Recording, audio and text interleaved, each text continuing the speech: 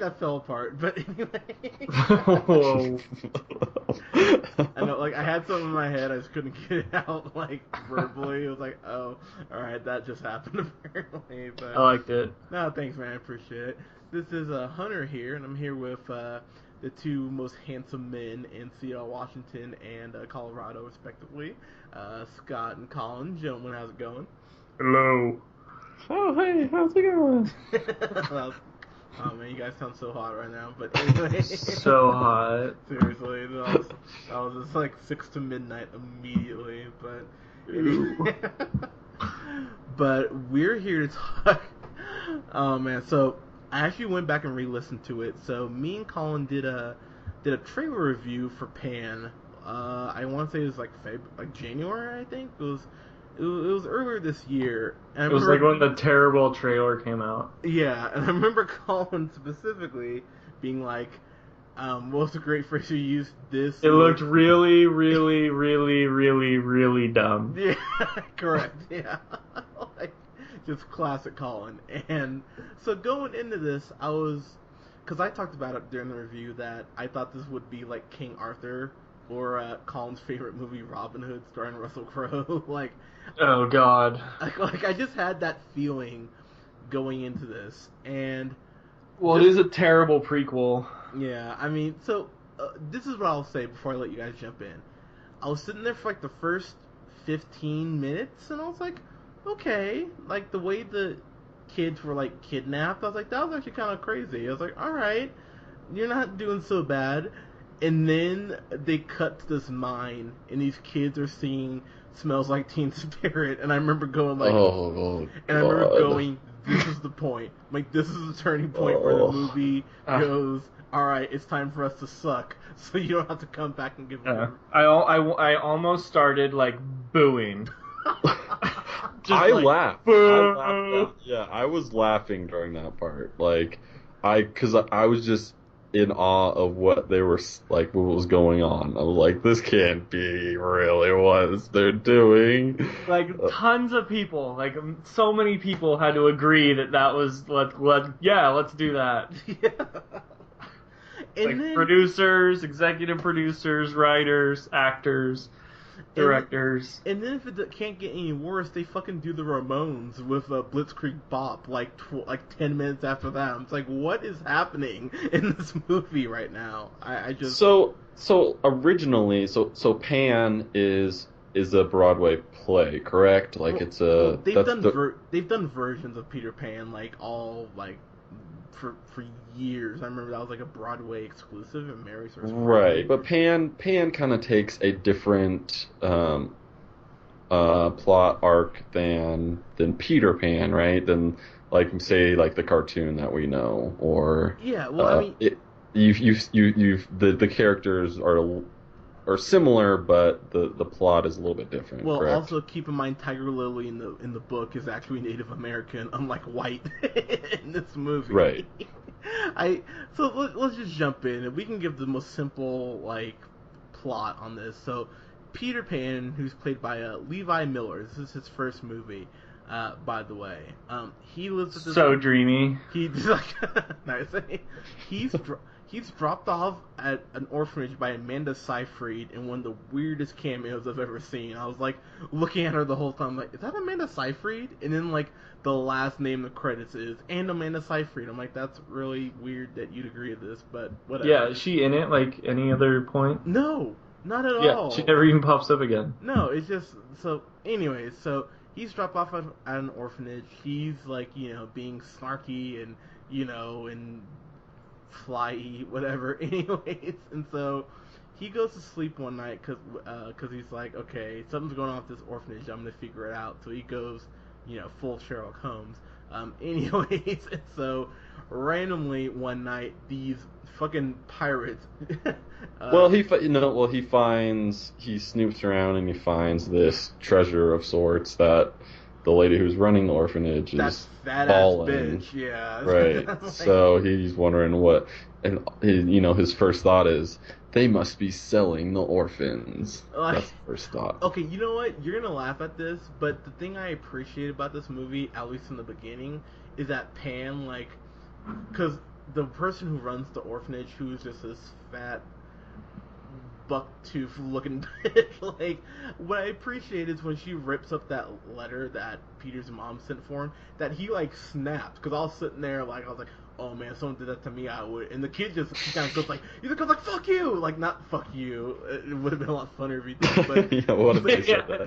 that would have made the movie 10 times better. But he like lunged at her, and I appreciate that. I'm like, okay, kid, you're not, you've got some fight in you. Apparently, they forgot about that towards the end of the movie because he turns into this like weepy little bitch for the rest of the movie. But oh, am I wrong, Scott? I'm sorry. No, I'm just laughing. Because okay, so just to jump like, oh god, we have to finish this plot, don't we? Oh yeah, so he gets kidnapped. You find out about some dumb prophecy, and he fights. They go to Neverland. He finds on out the slowest moving ships ever.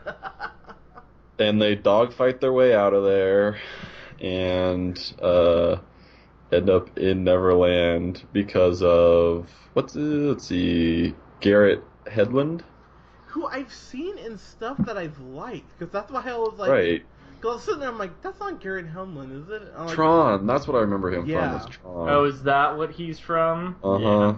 And remember, he was in Scott. He was in Inside Llewyn Davis, if you remember. Right. Yep. Yeah, like I actually and yeah, I mean, I don't think he's a bad actor, but man, you look through his filmography, with the exception of Friday Night Lights, which is the first thing I actually remember him from, and fucking Inside Llewyn Davis, And Aragon. Oh, pardon me. He's been in some shitty shit, and Yeah. it was like they were watching this movie and they're like, oh man, He hasn't changed what he's been doing. that's true. Like, I thought he was okay in Tron, but that's just me. And I haven't seen Unbroken. Have you guys seen Unbroken? no, I mean, the thing about bothered me is that they were clearly like, oh hey, can we take like Jack Sparrow, but then we kind of want to mix a little Han Solo in there, because all I was sitting there thinking is like, this is Han Solo, but if you took out like the fun and the charm and like everything that makes me like Han Solo, because he was so bad, and him making like googly eyes at Tiger Lily the whole time. It's like, can both of you die, just so I don't have to keep watching this like awkward Twilight bullshit between the two of you. It's just okay, you know what? I've said enough. Colin, Yeah, let's just push through the plot real quick, I guess, Alright, and go then ahead. let's eat it up. Well, I mean, they go to Neverland and finds out that his mom is there, and or is she? whoa, spoiler. Well, yeah, I'm doing people a public service. And then continue. they fight some guys, and it's pretty much him versus Blackbeard, not Captain Hook. Or Hook is the young Hook, Yeah. who's a good guy now apparently, Stupid. and Hugh Jackman is Blackbeard, and Okay. that's pretty much it. Okay, Colin, please, your thoughts on Hugh Jackman. Let's just jump in there. Oh my god. Yeah. Blackbeard is just the worst. Like, I don't know. I mean, ever since Hugh Jackman was like singing in fucking what's that? Les Mis. Les Mis, which everyone thought was like Oscar movie, which that's fine. But he just looks that much more ridiculous in this movie, and yeah, so stupid. So like for me, when he came out singing "Smells Like Teen Spirit," he's like, "Hello, hello," and I'm sitting there, I'm like, "Oh man," I'm feeling the turn, because like I said, I was like enjoying it to a point up until that point, but as soon as they started singing "Smells Like Teen Spirit," I was like, "Oh, here's where the movie proves me right," because the movie was almost like, "Oh, Hunter's liking this too much.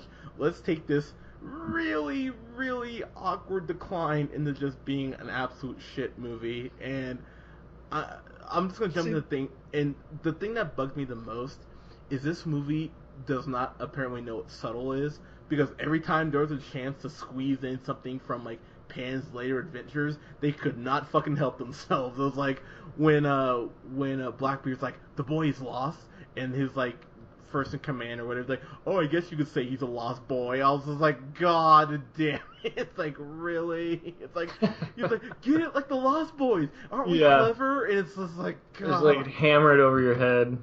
And then like even at the end of the movie, when he's like, are we always going to be friends, Hook? And he's like, yeah, what could possibly go wrong? It's like, fuck you.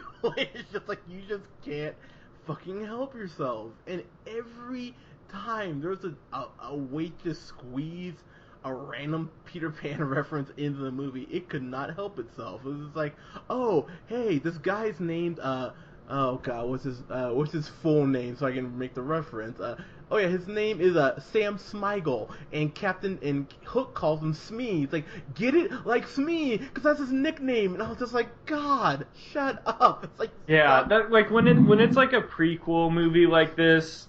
Like, I hate how movie makers, like, always are just like, but let's throw in, like, a bunch of stuff that people be like, I know what you did there. Yeah, like, it's just so annoying. They think they're so clever. It's just, I couldn't believe it. And I stopped trying to hide it. I was just groaning. I was like, it's like, you did it again. It's like, Christ, like, I always go to this reference, and Scott probably knows where I'm going, how in fucking Iron Man 3, when the bad guy's giving his speech, he's just like, oh, ever since I got the hammer came out of the sky, things have been a little more crazy around here, and I'm just like, ugh, it's like, what are you doing? And if I just had that moment over and over again in this movie. Blackbeard tries to be funny, and it is just so uncomfortable whenever he tries to crack a joke. I'm just like, oh, you're talking about how you just killed Pan's mom. That's real cool of you. And oh, look, let me crack a one-liner. It's just like, stop, movie. Just, yeah, me and Colin have already said our piece. No, I mean, I agree with you guys. Like, there were parts that I didn't hate. I mean, like, there's parts that I don't know, that I sort of wanted to like. I wanted to get into it. Like the beginning, it seemed like it was starting off well. Yeah, I agree. Yeah, I agree. The beginning was like, I was like, oh, interesting. Like, I thought it was gonna suck like right away. The best part about Peter Pan to me is the whole like the magicalness of it, and the very like it's all very. It's not very tangible. You can't really know what's going on like necessarily, but like. It bugged me so much for some reason that they're like flying off in this spaceship and they're in like a dogfight with like this because it's like World War II London and like they're going the Royal Air Force is like trying to shoot down this huge flying ship and it's like are you trying to make it realistic or is this Peter Pan or is this not Peter Pan? Like I expected them to like wistfully just kind of like float away and nobody notices like what they're doing. It's just like so dumb. And then that scene, I think the next scene is when they get to Neverland and they start singing and oh man, you could probably feel my eyes roll from Denver, Colorado, because that was so dumb and like I just seriously wanted to boo. I wanted to boo. Like there's all these kids in there, and I was just and they're all just like watching, like, oh my god, I'm such a stupid little kid. I wanted to just be the asshole in the back, ruining every parent's day by like making their kid upset. Just be like, boo. No, like the when I was watching this though, and like I guess the one thing I can give the movie is that like the first like 15 minutes I'm like, oh wow, this movie's starting off. You know what this reminded me of, Colin? This reminded me of Man of Steel, because I remember because I remember sitting there, I was like, oh man, this first half hour is fucking awesome. I'm like the Russell Crowe part. Yeah, it's like, oh man, if this keeps this up, and it was almost as soon as I had the thought if they could keep this up, that's when the movie was like, oh, let's start to be exactly what you don't want. And I was just like, no, stop it. It's like, I was liking this. And I felt like they did so much, like, over-the-top special effects that nothing felt, like, cool, like in, like, Hook, where everything's, like, set design and, you know, magical, cool stuff like that. There's just, like, so much, like, I mean, I know it was meant to be a 3D movie, but I didn't see it in 3D, and it just all was just like too much. Yeah, I get that. I feel like I wrote down that when they're fighting, there's a certain point where the pirates are fighting the tribes people, and they explode in like color powder or something, Yeah. like when they get shot. And I was like, I feel like they had an identity crisis with this movie, because like, if you want to be like a musical, if you want to be like a movie that has song and dance, then do that. But I feel like they try to like mix it in, and like they just couldn't put their thumb on exactly what they wanted it to be. And I don't know, it was like, you show one of the pirates getting like stabbed in the back and then dying, but when they shoot the tribes people, they just like puff into like a colorful like dust cloud. Like it just seems confused. They seem confused to me. I guess I was like, what the fuck, is this a musical? Yeah. And they're like, no, not really. No, they just like to sing random songs. Okay, yeah. Okay, so one thing I will say before we get into our final thoughts here, one thing that just pissed me off is that Peter, whatever, he would not stop fucking whining. Like, the first part of the movie, showing is like this, kind of, smart alecky, like, confident kid. And then the moment he gets to Neverland, it's like, I miss my mom. I'm just like, God, it's like, every person you practically fucking meet is saying, hey, you're the chosen one. Like, as lazy as it is that we, like, the way we gave the plot for that. Just like, oh, there are mermaids who can fast forward, rewind the past, sure. But anyways, like... And that was some very selective hair placement on the mermaid. I just want to say that. No, you're... Okay, so, I'll go back to the thing I was just talking about, but one thing... Let's ramp this thing up to rated R, and let's just go for it. Yeah, I like Scott's version. I agree. But, like...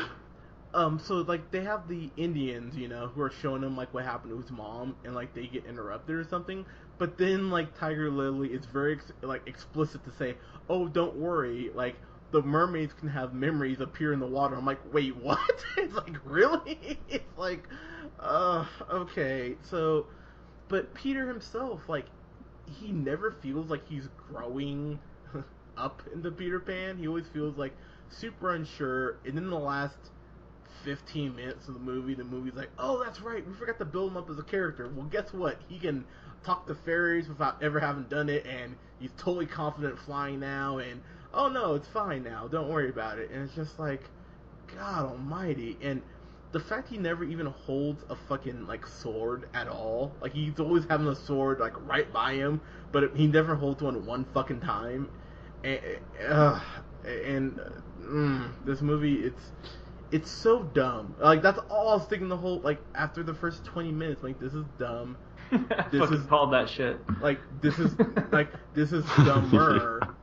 And, you guys were hearing me hate Hotel Transylvania, like, when we recorded on that. I would watch Hotel Transylvania 2 before I ever watched this again. I couldn't believe how bad it was. And with the budget, which was $150 million, me and Colin looked up. It's like, Jesus. And I'm happy this only made like 15.5 million or whatever it was, because that means we won't get a sequel. It'll be just like that shitty Russell Crowe Robin Hood. It will fade in obscurity. No one will ever talk about it.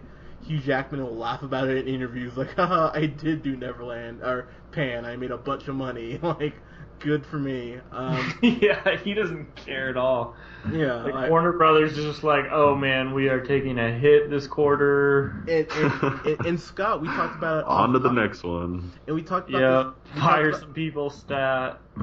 We talked about this off mic, Scott, how this is like one of two huge losses for Warner Brothers, because, Colin, not only did they do Pan, but they did Jupiter Ascending, which made them no money. Oh, perfect. Yeah, right? What are they thinking over there? That the Pan and Jupiter Ascending was going to be the money makers of their summer. I don't know, but it's because they have the big stuff. They think they can get, like, Hugh Jackman or Channing Tatum and Mila Kunis in it, and it's just gonna like be a blockbuster. But yeah. I don't see. That was one part of the thing. I thought the character of Blackbeard was stupid. I didn't think Hugh Jackman was like horrible per se. Like, I'll give you that.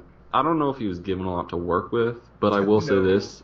Hook, Garrett Hedlund, his accent or his like gravelly like Clint Eastwood kind of like thing going on, that was just horrible. I was not sold on that for a second. It's like, dude, you're not like 65 years old and like you haven't been smoking for 20 years. I can see you. You're like 25 years old. I was getting like, Jack Nicholson is what I was hearing. Yeah.